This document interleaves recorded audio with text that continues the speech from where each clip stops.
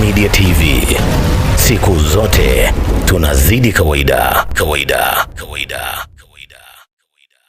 Ya jopo la mawakili ambao wapo kwenye kesi ya Kaunya na wenzake, kesi namba 21 ya mwaka 2026.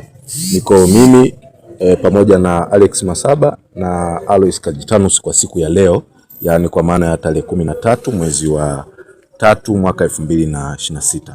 Kama mtakumbuka, siku ya tarehe 9 mwezi wa 3 2026, kwa maana ya siku ya Jumatatu iliyopita, tulikuwa hapa kuendelea na usikilizaji wa kesi hii inayowakabili washtakiwa 21 ambao ni Kaunya na wenzake, ambao wanakabiliwa kwa makosa kadhaa ikiwemo kutumia silaha, maandamano yasiyo halali, lakini pia kuchoma majengo au nyumba mbalimbali katika wilaya ya Bunda. Sasa kesi hii leo ilikuwa inakuja kuendelea, na kama mtakumbuka tulitoa briefing tarehe 9 mwezi wa 3 kwamba leo tungekuja kuendelea, na upande wa jamhuri walitakiwa kuleta mashahidi wa kutosha ili tuweze kuendelea kwa muda mrefu, kwa sababu mahakama iliweka kesi hii tu kwa siku ya leo, na ilikuwa sio tu inaendelea leo, lakini pia itakiwa kuendelea tena tarehe 16 na 17. Kwa hiyo tulikuwa na siku 3 ambazo zilikuwa zinaanzia leo. Lakini cha kusikitisha ni kwamba leo upande wa jamhuri wamekuja na kuieleza mahakama kwamba hawana shahidi. Yaani katika kesi ambayo ina mashahidi 41 na mashahidi ambao kimsingi ukisoma nyaraka za kesi mashahidi wengi wanatoka katika wilaya hii ya Bunda, wako 41.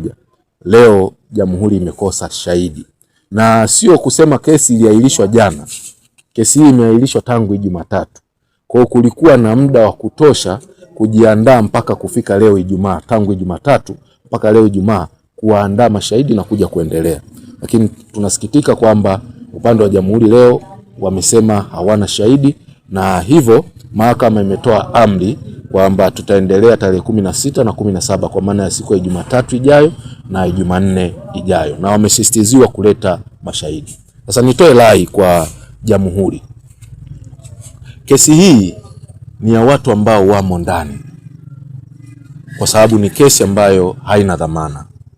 Kuwaweka ndani watu kwa muda mrefu ni kutokuwatendea haki, kwa sababu haki inayocheleweshwa ni haki ambayo inapotezwa. Hauwezi ukawaweka watu ndani kwa muda mrefu wakati kesi yenyewe haina mashiko. Walete mashahidi, na kama wanaona hakuna mashahidi waifute, watu watoke, wawe huru, waweze kuendelea na familia zao na shughuli zao za kila siku. Asante.